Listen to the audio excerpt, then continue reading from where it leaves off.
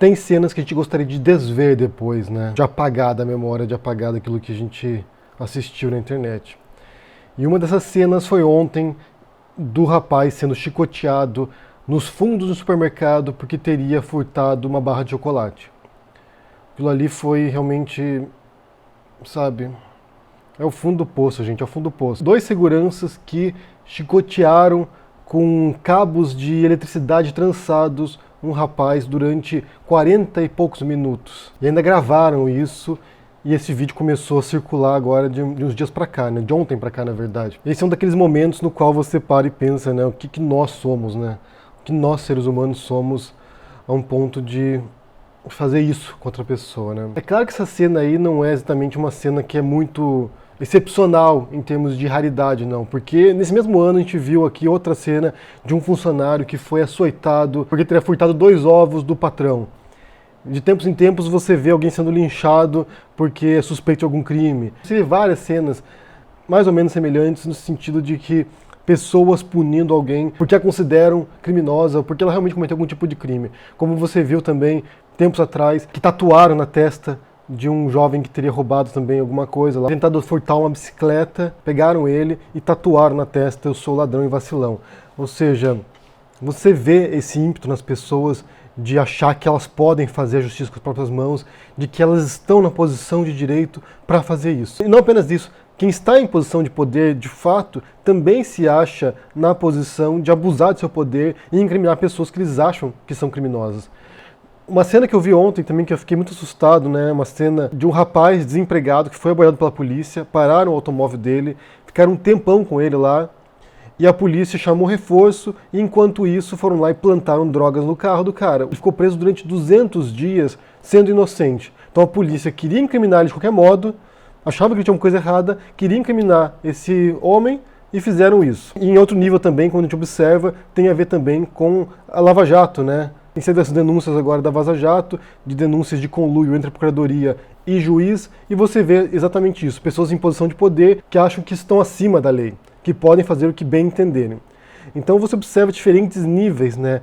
Tanto do cidadão que acha que pode punir um criminoso, como segurança de um supermercado que pode açoitar, como se estivesse nos tempos da escravidão ainda, e a lei justificasse isso, que ele pudesse açoitar a pessoa, como se estivesse na Arábia Saudita, açoitando a pessoa em praça pública para mostrar de maneira exemplar para os outros que aquilo não pode ser feito. Você vê abuso da polícia ou de outras autoridades achando que elas simplesmente estão acima da lei. Se eu acho que você é criminoso, logo você é criminoso e eu vou fazer de tudo para te pôr atrás das grades. Eu até sei o que você pensa, né? Eu vi pessoas comentando isso também, alguns dizendo que isso só ocorre porque o Bolsonaro permitiu isso, né? Abriu as comportas para isso. De certo modo, tem um quê de verdade nisso, mas a gente tem que pensar que antes disso já havia esse tipo de situações, né? E que na verdade o Bolsonaro é um reflexo disso. É um reflexo de uma cultura que tende a marginalizar pessoas e tende a punir pessoas que foram marginalizadas. Tende a reprimir essas pessoas. O Bolsonaro é um sintoma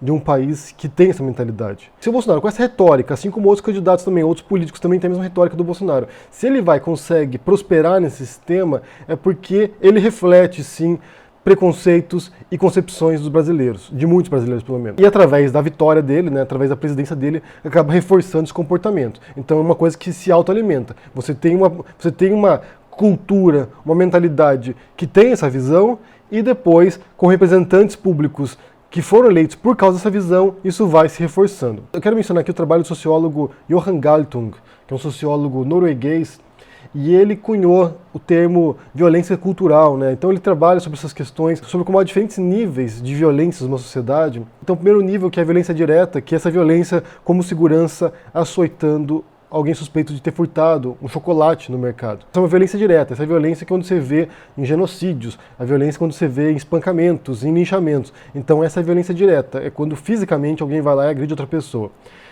Além disso, você tem aquilo que se chama de violência estrutural, que é quando você tem instituições, quando você tem modos sistemáticos numa sociedade para coibir o acesso de minorias ou certos grupos àquilo que outros grupos dominantes possuem. Então, por exemplo, você tem lá um bairro de periferia, no qual as pessoas não têm acesso a serviços básicos. Por exemplo, não tem escola nesse bairro, não tem posto de saúde, não tem acesso a condições mínimas de acesso à cidadania.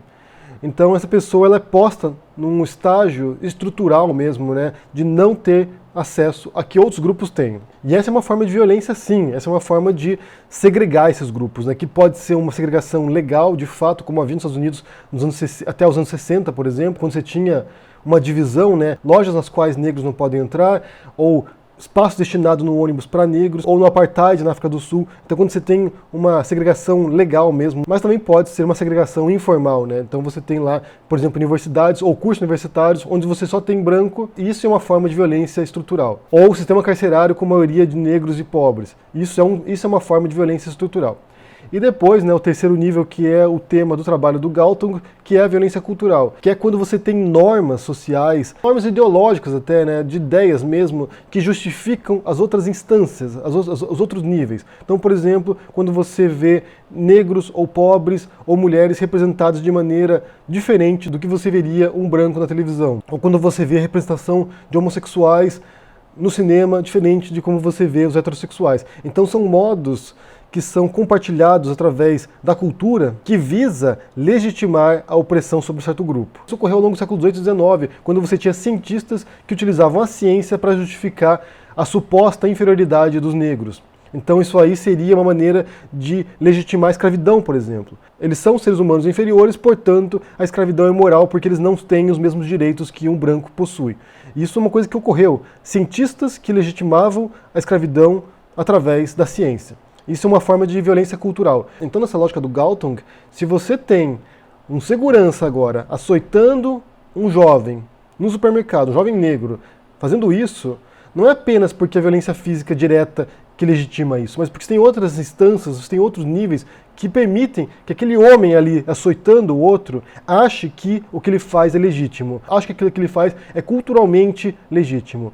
Que se é um bandido, se é um criminoso, eu posso fazer isso com ele. Eu posso agredi-lo, eu posso açoitá-lo, eu posso matá-lo em muitos casos. Como você viu também no outro caso, né, que foi um jovem, também foi no supermercado, que um segurança deu um mata-leão num jovem e o matou. Ele acha que ele tem o direito de fazer isso, porque é um bandido, e bandido bom é bandido morto, de acordo com a cabeça dessas pessoas. E isso é tão repetido que passa a se tornar parte da violência cultural, legitimando esse tipo de agressão, legitimando esse tipo de ato. Atos como esse do supermercado não são atos descontextualizados, eles fazem parte de uma cultura que legitima isso. A gente pode se horrorizar aqui porque é uma cena forte, de fato, mas muitos brasileiros convivem com esse tipo de violências culturais, estruturais e diretas cotidianamente, e a gente sabe que isso ocorre. Isso só nos choca porque vem à tona, porque são jogados na rede social, porque se tornam manchete de jornal, porque se tornam visíveis. Porque diariamente isso ocorre no país todo. Isso pertence de maneira entranhada à cultura violenta do Brasil, que foi uma cultura fundamentada no racismo, na segregação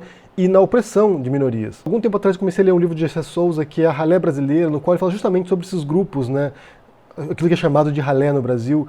E é interessante, eu vou voltar e continuar relendo esse livro porque é muito interessante e explica justamente essa violência cultural, estrutural e direta que você vê sobre os corpos dos mais pobres, dos negros, dos marginalizados. E aqui não quer dizer passar pano para bandido não, gente. Eu acho que aí está um grande equívoco, né? Porque se existe uma lei, se existe uma punição para furto, que seja aplicada a punição para furto. Se ele for lá e cometer algum crime, ele que pague pelo crime que ele cometeu. O que não justifica é que esses funcionários, esses seguranças, se achem no papel de capitães do mato, de algozes, de torturadores, que eles possam fazer o que eles bem entender. Mas como eu disse no começo, quando você tem um presidente que legitima esse tipo de ato, e ele faz isso, quando você tem um presidente que legitima esse tipo de ato, é muito difícil para um sujeito ali uniformizado, um segurança uniformizado que acha que está em posição de poder, é muito difícil para essa pessoa pensar que ela não pode fazer aquilo também. Ah, mas o presidente disse que bandido bom é bandido morto. O presidente disse que apoia esquadrões da morte. O presidente disse que milicianos são bons na comunidade porque ajuda a reduzir o crime. Quando você tem alguém em posto máximo de poder executivo num país, dizendo essas coisas, a pessoa lá embaixo, no final da cadeia, também pensa que pode fazer o que ela bem entender. Isso está tudo vinculado, gente. Está tudo vinculado e, como eu disse, é um ciclo que vai se autoalimentando. E eu não vou compartilhar a imagem aqui, como não fiz ontem no Twitter quando eu vi, primeiro em respeito ao rapaz que foi açoitado, porque é algo vexatório, em segundo, porque também são imagens fortes. Vocês não merecem ver isso. Eu sei que muita gente vai procurar depois, vai assistir, mas se preparem porque a imagem é forte mesmo e é revoltante, é indignante. Eu preferia não ter visto, pra ser bem sincero, eu preferia não ter visto, mas Gente, é chocante, é chocante. Eu quero saber o que vocês pensam, se vocês assistiram esse vídeo ou não. Se vocês não assistiram, por que vocês resolveram não assistir isso? Mas eu quero saber o que vocês pensam sobre isso aqui, sobre esses diferentes níveis de violência que existem em diferentes países, não é apenas no Brasil, não. Em diferentes países você tem essas violências diretas, estruturais e culturais. E se vocês concordam também que você ter representantes no poder que reforçam esse tipo de violência cultural, acaba também contribuindo no final da cadeia com uma violência direta também. Eu tenho lido muito agora sobre a ascensão do nazismo e embora eu saiba completamente que há uma diferença enorme entre os anos 30 e hoje, para mim tem sido esclarecedor ver como as pessoas normais, lá os alemães normais, foram coniventes ou colaboraram com o nazismo. O nazismo não teria ocorrido se pessoas normais não tivessem aceito aquilo ali e legitimado aquilo também. Então, de certo modo, você vê isso, né? Você vê certas violências no Brasil, é porque ela é legitimada socialmente. As pessoas aceitam isso e participam disso também. Mas eu quero saber o que você pensa sobre esse assunto aí. Deixa aqui no comentário, deixa o joinha, assina o canal, ajude no Apoia, e a gente se vê por aí. Abraço e até mais. Tchau.